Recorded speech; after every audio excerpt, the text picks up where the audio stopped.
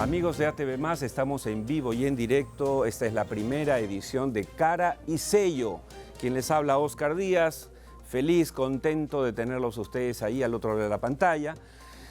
Todos los domingos a las 7 de la noche, con repetición a las 11, pues vamos a tratar de llevarles diálogos nutridos, ¿no es cierto?, sesudos, con gente inteligente, con gente que quiere que las cosas mejoren, porque estamos cansados de los análisis, de estar quejándonos y cuando podemos mejorar. Y esa es la intención modestamente en este programa. Bien, antes de presentar a nuestro último invitado, quiero dar pase al reportaje de hoy. Es el reportaje en la sección Obras por Impuestos. En este programa creemos fielmente, firmemente, en que las iniciativas privadas son una alternativa para reemplazar al Estado burocrático, lento, anquilosado y a veces corrupto. La iniciativa Obras por Impuestos, en este caso, vamos a presentar lo que ha hecho en Cusco. Miren ustedes, Ferreyros, que es una de las primeras proveedoras de las más grandes de la industria extractiva en el Perú, es una contribución, no para la empresa, para la mejora de la realidad en el Perú, que a veces es muy dura y golpea. Adelante, por favor. El mecanismo de obras por impuestos acorta la brecha de inversión pública en infraestructura, haciendo que las empresas privadas inviertan parte de sus impuestos en beneficio público. Proinversión ha articulado a la fecha más de 300 proyectos de gobiernos regionales, gobiernos locales y universidades nacionales, financiados por empresas privadas.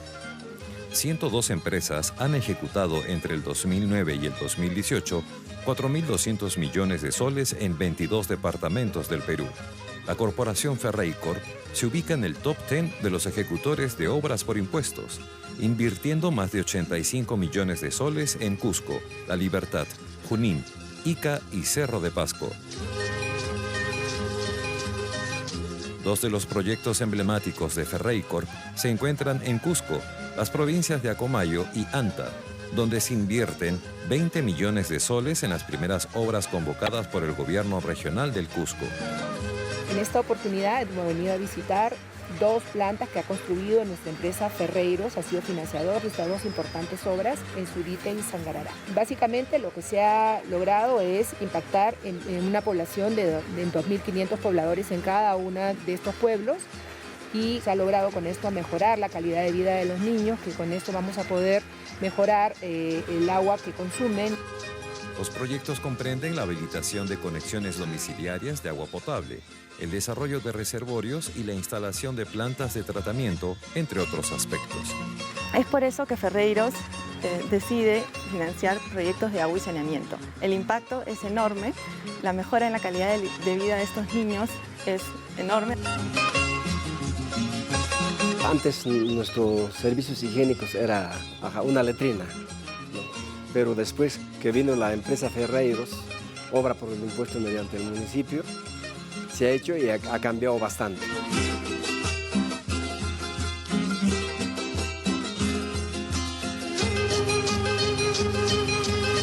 Nos encontramos en la PETAR del proyecto de Sangarará. Esta planta permite tener un agua de una calidad tan buena, 100% por encima de las normas exigidas. Incluso podemos ver el cuidado medioambiental que hay acá. Tenemos aves que migran hasta esta zona. Ambas obras incluyen un componente de capacitación en educación sanitaria a la población y en gestión administrativa. La necesidad del distrito de Sangarará es múltiple. Somos 5 comunidades. Bueno, la obra actualmente está funcionando, ok, el agua potable, también el saneamiento. Solo hay un par de plantas parecidas en el Perú, entonces estamos muy orgullosos de haber mejorado a través de estos sistemas la calidad de vida de toda esta población.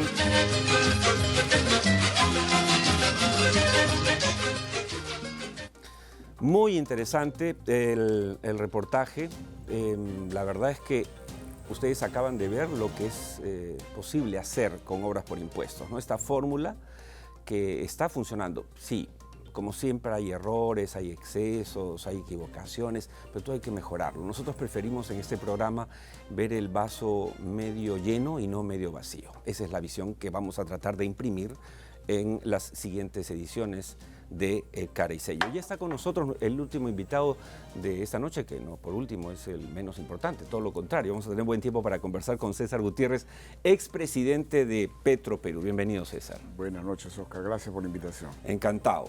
Los dos temas básicamente por los que te hemos convocado son dos temas que nos preocupan mucho. Uno es el oleoducto norte y dos, el gasoducto sur. Empecemos por el oleoducto norte. El oleoducto norte es la columna vertebral que conduce el petróleo que producimos en la selva, etc. De eso no tenemos que abundar. Pero se rompe. Yo recuerdo que cuando tú eras presidente de Petroperú se dio quizá 1 o 2 incidentes, pero han ido... después entonces, está bien que me corrijas. La secuencia viene a partir del 2011. Ya, ¿por qué? ¿Qué pasa? Bueno, hay antigüedad, por supuesto obsolescencia en infraestructura y una desinteligencia con los pobladores de la zona, ¿no? Si contabilizas al 31 de enero de este año, desde el año 2011, han ocurrido 61 eventos. Así es. Eso es un escándalo, claro, en cualquier parte del mundo. El discurso siempre ha sido los terceros, pero si contabilizamos, tenemos 30 de autoría propia, o sea, envejecimiento, corrosión, de repente falta de mantenimiento, 27 por terceros y 4 en investigación si son terceros. O sea, digamos, 31, si queremos, por terceros, 30 de defecto propio. Es decir, casi la mitad por defecto propio. Ahora, este gobierno, me refiero al que ha entrado en el año 2000, en este liceo con PPK, dio algo importante, que fue un decreto legislativo, que ya lleva 2 años de vigencia, se lo cumplió 2 años a fin del año pasado, en el cual permitía el ingreso de la participación privada. Petro ha tenido todas las facultades para poder hacer una especie de iniciativa privada propia en la empresa, porque tenía una facultad legislativa otorgada por un decreto legislativo publicado en el Perú, en lo cual no ha habido ninguna oposición en el Congreso. Hablas de la posibilidad de que un inversionista tenga una iniciativa privada, plantee una solución que no le cueste al Estado. Claro, la idea Ese marco legal existe. Por supuesto, o sea, y con rango de ley, el decreto legislativo tiene rango de ley. Eso permitiría... El 1292.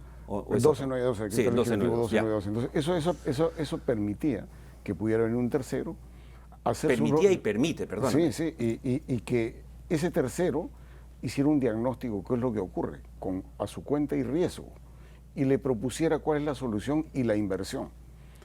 Esa propuesta podría ser, luego de presentada, publicada para que pudiera haber una concurrencia de un posible competidor. Claro. Eso no se ha hecho. Claro. Eso no se ha hecho y lamentablemente han seguido los errores en los últimos 2 años.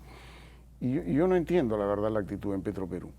Hay una especie de predisposición que no entre capital privado cuando las posibilidades de hacer cosas ahí son muy limitadas. O sea, si tú miras los estados financieros separados del oleoducto, su mejor año en los últimos 3 años ha sido una utilidad operativa de $12 millones. Si tú sacaras con la tasa de descuento que utiliza Petro por su costo oportunidad de capital, no le permitiría en un horizonte de 20 años una inversión más de $100 millones. Y lo que se tiene entendido es que no se necesitan 100, se necesitan más de $1.000 millones. Así es. Entonces, eso no lo va a poder hacer Petro. No, imposible. Y el otro problema... No, más aún con todos los problemas que tiene ya con el Talara. El tema de la refinería Talara. No hay un solo, y no hay banco en el mundo que le quiera prestar. Claro, entonces, ¿qué es lo que ocurre? Que al impedirse la participación del privado, también está impidiendo un buen a los trabajos de relacionamiento social, que el privado, y tú lo conoces porque has trabajado en eso, creo que tiene mayores posibilidades, por mayor conocimiento, claro, por mayor presupuesto y porque tiene más experiencia en este tipo de cosas. Entonces, lo que estamos viendo es una seguidilla de eventos con gran perjuicio a la producción que llega a la costa, pero que no se usa en el Perú sino se exporta, pero al final deja regalías, y ninguna posibilidad de enmienda. Se siguen alargando los plazos y ya los anuncios de qué cosa se hace con el oleoducto prácticamente pasaron a segundo plano. Hoy día comenzamos a discutir refinería Talara. Sí. Esto es importante. Sí. Y si hubiese un privado, varios interesados en ese tipo de bienvenido, que presente su iniciativa. Esta semana se realizó en Toronto el PDAC, el evento minero más grande del mundo, pero ahí se juntan diversos inversionistas de todo el mundo, pero también tuve oportunidad de conversar con un experto en temas petroleros y me decía, si el tema del oleoducto fuese, si el oleoducto no fuese de una empresa estatal como Petroperú, si no fuese una empresa privada, ya habría hecho el nuevo oleoducto de inmediato. ¿Por qué? Porque es un negocio seguro. El petróleo está, los pozos están, el destino está, la exportación está, o sea, está cerrado el círculo. ¿No crees que en el fondo lo que ha pasado, uno, es que hemos tenido pues dos presidentes, del Perú en los últimos años, por hablar de estos 2 últimos años, varios gabinetes, ministros de Economía, el presidente acaba de asumir interinamente el gerente general como presidente de Petroperú, Esteban Bertarelli, y todo esto como que le quita ritmo? Pero mira, toda la plana gerencial, de gerente general hacia abajo, son los mismos de siempre. Entonces los diagnósticos que se llevan a directorio para discutir nacen desde las gerencias, y yo no he visto ninguna actitud. Y con respecto al interinato que es de la presidencia, yo no creo que sea tal, porque si hablamos de interinato, lo que correspondía que existe un vicepresidente, que es el señor Barros, que es un hombre del sector finanzas, podría haber asumido interinamente la presidencia. Lo que se ha dado es un presidente de largo plazo, pero siempre dentro de la empresa, con la visión interna de la empresa, un momento que se necesita mucha imaginación. Acá el problema de la empresa es qué es lo que va a ocurrir con la operación. ¿Y qué va a ocurrir con la deuda? La operación, la refinería Talara va a parar el 1 de septiembre, y de ahí hacia adelante, hasta que se inaugure la modernización, que vamos a pasar más o menos 2 años y medio, Petro va a actuar como comercializador. Entonces aquí hay una política comercial y por otro lado un gran compromiso para pagar deuda. Entonces necesitamos una persona que conozca de finanzas y aspecto comercial con gran credibilidad en el mercado, para que esto funcione. Ahora, yo creo que no se están dando las condiciones, claro, en este momento. No tenemos que decir nombres, pero hay empresas, hay una empresa muy grande en el mundo que ha llegado a tener esta iniciativa privada, entendemos que ha hecho un estudio, les ha dicho: yo levanto el dinero, que son algo de $2.000 millones, rehago completamente, reconstruyo el oleoducto norte, le pongo fibra óptica, separo el crudo del pesado del... O sea, todo. ¿Cuánto pone el Estado? Nada. Y es un poco para que el público entienda, es como la fórmula del peaje. Yo hago la carretera, me dejas el peaje durante unos años para recuperar mi invención. Entonces, yo lo que siento es que hay miedo en Petroperú. Miedo, más que desconocimiento. No sé, ¿qué piensas tú? Yo creo que hay una actitud de que no entre el privado. Siempre ¿Tú crees eso? Yo no creo eso. No, yo los conozco, he trabajado con ellos. O sea, hay mucha obstinación a no cambiar. Claro, tú has estado ahí en la, por eso, 2 años, la cabeza. 2 años, claro. no ha sido poco tiempo. Así entonces es. los conozco, hay poca actitud. Ha durado más que la mayoría de presidentes. Y el que de los premios. Sí. Entonces, hay un temor al ingreso del privado. Lógicamente la edad promedio en Petro en un momento y en mi época era cerca de 62 años, la edad promedio del personal. Te imaginas gente que tiene mucho tiempo y tiene mucho temor de que ingrese un privado ahí. Pero esto acá era una conveniencia del Estado, porque no solamente es que venía el privado y ponía el dinero, sino pagaba una retribución.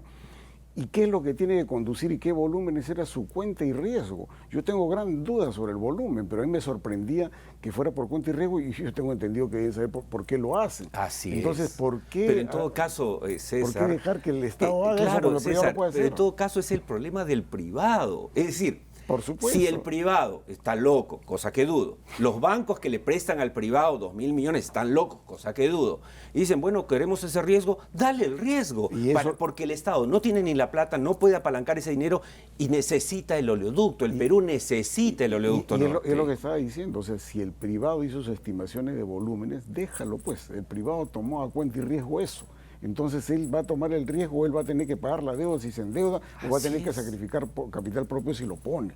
Entonces yo creo que era la estructura perfecta. Además, no se podía aludir que era dedo, porque estos procesos de iniciativa privada bien estructurados, terminado el proceso, se publica y se convoca a un participante hablado del mercado. Exacto. Entonces yo creo que había no era una cerrado. Al final le dices al mundo quién quiere ponerse junto a este señor. Y se prepublica todo el estudio de prefactibilidad, claro, que se ha hecho y se publica en el diario. Entonces yo creo que eso podría haber sido atractivo para varios. La transparencia debida había y había ahí la vocación. Yo creo, ojalá que se retome, pero no sé. Mi impresión que tal como vienen las cosas por el momento no se va a hacer. Pero quizá para cerrar ese tema, César, creo que queda claro que sí hay solución al oleoducto. Esa solución es más por el tema privado porque no hay posibilidad que lo haga el Estado, no hay. Y tercero, lo necesita a gritos el Perú. Por supuesto. Vamos a seguir hablando de eso entonces. Pero ahora... Mira, sobre eso va a reforzar simplemente. Sí. Hay lotes productores, o sea, hay lotes con expectativa de producción. Yo imagino que se habló con el inversionista que quería hacerlo. Y si eso es real, entonces démosle pie de una vez por todas. De acuerdo. El gasoducto sur. Tan polémico, obviamente, porque ganó el 2014 la Buena Pro Odebrecht consorcio, ya sabemos todo lo que pasó. Desde ahí, bueno, los cambios de gobierno, PPK-CK, etcétera, ya va a pasar un año de que asumió Martín Vizcarra, y ya el ministro Ismedes dijo hace pocas semanas, sí, vamos con el gasoducto sur, básicamente con el mismo trazo, agregando ramales para el Cusco. ¿Es factible, con tu experiencia, es factible echar a andar el gasoducto sur? ¿Es importante para el Perú o hay que dejarlo ahí en un proyecto nada más? Se ha perdido un año para confirmar que el trazo era el trazo. Sí, y yo creo que ha sido una pérdida innecesaria de tiempo. Pero esto tiene un correlato en el sector eléctrico, y después volvemos un poco porque hay unos problemas que hay de arbitrajes de por medio. Sí, es cierto. El correlato del sector eléctrico es que en estos momentos existen en Mollendo e Hilo 2 plantas termoeléctricas que suman 1.400 megas, que se llama el Nodo Energético del Sur. Estas plantas, según mis cálculos, que han sido públicos, deberían estar operando a fines del próximo año a diésel, porque fueron diseñados para gas y eventualmente para diésel. Ese tema es bien delicado. Nadie habla de eso, escuchen bien. Ellos van a permitir abastecer la demanda que va creciendo y que con la oferta que existe de generación eficiente no se va a poder cubrir, y va a tener que cubrirse con un combustible y con unos costos variables que cuestan como 192 versus 32 que van los actuales. Entonces, eso es un gran problema. Pero además ese contrato obliga al Estado a que mientras no tenga realmente el gas, tiene que irle pagando, de paso. Entonces, ¿qué es lo que ocurre? Eso lo paga el consumidor al final, ¿no? Ahora, ¿qué ocurre? Sin embargo, hay una desinteligencia en el Ministerio sobre esto. En Hilo existe una planta carbón. La planta de carbón en el mundo están saliendo del mercado por contaminante. Exceptuando India, que es casi imposible. El carbón, después del gas natural, es la que menor costo de producción tiene. Si yo antes hablaba de 32, te vale 40. Y con ánimo de promover las renovables, ha creado una propuesta legislativa que dicen que está, propuesta normativa que dicen que está a punto de salir, que en el cual se pretende, con la medida que se va a tomar, es que salga de servicio la generadora carbón. Eso va a generar un grave perjuicio, porque si antes la secuencia era hidroeléctrica, gas natural ciclo combinado, gas natural ciclo simple, luego de carbón por precio, ahora nos saltaremos directo a la de diésel. Eso tiene que enmendarlo el ministro de turno que esté, desde que se nombre el nuevo gabinete. No sé si el actual o el que venga, pero es un tema controvertido, es un tema que me parece que le han acercado al ministro una información que él no ha entendido, pero que es importante iniciar un debate público porque se necesita una solución. Ahora, con el gasoducto, el gran problema que hay con el gasoducto es, se anunció un número, una fecha, que dice es el 2025 entraría en puesto de operación comercial si hacemos las cosas, todo lo que debemos hacer. Pero hay un tema en paralelo que ha venido medio oscuro, que es... ¿Las demandas? Sí. Es una maraña. Claro, entonces mira... Demandas contra demandas. Si por ejemplo en este cronograma se empezara el proceso de competencia y se otorgara el 2021, el nuevo que viene vendrá con sus ductos, vendrá con su infraestructura y lo atenderá al precio que diga en ese momento la licitación. Pero en estos momentos la demanda que está en el CIADI, que ha empezado una de las 3 empresas del consorcio, es una demanda por 500 millones de dólares que se va a hacer extensivo a las otras 2 empresas si es que ganan, y ya tiene grande probabilidad de ganar. Eso sumaría 2.000 millones de dólares. ¿A cuenta de qué? A cuenta de la infraestructura que dejó el concesionario anterior. Entonces la pregunta es, si yo licito, no puedo utilizar todavía esa infraestructura porque va a venir alguien, ahí eso está en discusión. Si me ganan el arbitraje, ¿qué me hago con los 2.000 millones de infraestructura que voy obligado a pagar si pierdo el arbitraje y el otro operador vino con su propia infraestructura? Entonces es un tema que no se está discutiendo. Y lamentablemente en el tema del arbitraje estamos creando condiciones para perderla. Y te explico una frase. Para perder, ¿tú crees que vamos a perder ese arbitraje? No, yo creo que lo tenemos perdido por acción del gobierno. ¿Por qué? Mira, cuando es la caducidad de la concesión, por falta de cierre financiero, por la absoluta razón por parte del Estado, a los pocos días, a menos de una semana, se emite un decreto de urgencia, en la cual el Estado le da a los Senermin la tarea de contratar una empresa que preserve los bienes de la concesión, o sea, preserva los ductos. Desde ese momento, el Estado se obligaba en el lapso de un año o vender los ductos o pagar el 72.25% del valor contable neto de los bienes. Posteriormente cambió de parecer y por eso terminamos en el CIADI, como que le dijo mejor llévense su ducto, yo no tengo nada que ver y el nuevo vendrá con sus propios ductos. Pero en mayo del año pasado se venció el contrato del que preservaba los bienes y se renovó el contrato. Ajá. Entonces se ha creado la condición como de decir, oye, yo tengo los bienes en posesión, yo los voy a vender y de ahí te voy a dar la plata. Entonces se ha creado la condición y este mayo nuevamente se vence el contrato. Y me imagino... En mayo, ahorita. En mayo, claro, porque eran contratos anuales. Lo cual quiere decir que tendrían que renovarlo. Que yo creo que si el Estado fuese coherente con la posición que diera el CIE, no debería renovarlo. Claro, claro. Pero ya renovó una vez. Claro. Y entonces por eso yo te decía, se han creado las condiciones para que nos ganen el arbitraje, lo cual le pone una sombra a este proceso del gasoducto subterráneo al 2025. Sí, yo lo que veo aquí, problema, César, es que, digamos, esto es algo tan grande. Estamos hablando de un proyecto de alrededor de 7.000 millones de dólares, según lo que he investigado, uno de los más grandes de Latinoamérica, y por lo tanto la banca estaba por eso muy interesada. No es moco de pavo. Entonces, esto ya para mí, no sé qué opinas tú, trasciende el ámbito del ministerio. Esto es arriba, esto es visión de país, ¿no es cierto? Decir, sí, queremos como tuvimos un camisea que nos cambió la matriz energética, necesitamos, porque acá no podemos darnos el lujo de, como que nos dimos en el tren eléctrico, lo hicimos después de 25 años, de que empezó. No, acá se tiene que hacer de inmediato, porque si no se nos va el tren, vienen las renovables y nos quedamos con el gas metido debajo de la tierra, ¿o no? Sí. Es innegable que se necesita, las plantas están construidas, las termoeléctricas, las renovables no van a poder cubrir esos volúmenes de producción que llevarían las termoeléctricas, por más que ingresen renovables. El tema de lo que está faltando es coherencia en el propio gobierno. O sea, esto tiene que trabajarlo conjuntamente el Ministerio de Economía, la Presidencia del Consejo de Ministros, y debería trabajarlo con el Ministerio de Energía y Minas. Lo que está habiendo es desinteligencia y creo poco conocimiento de todos los antecedentes. Es un tema complicado, es un tema que se inicia en el 2007.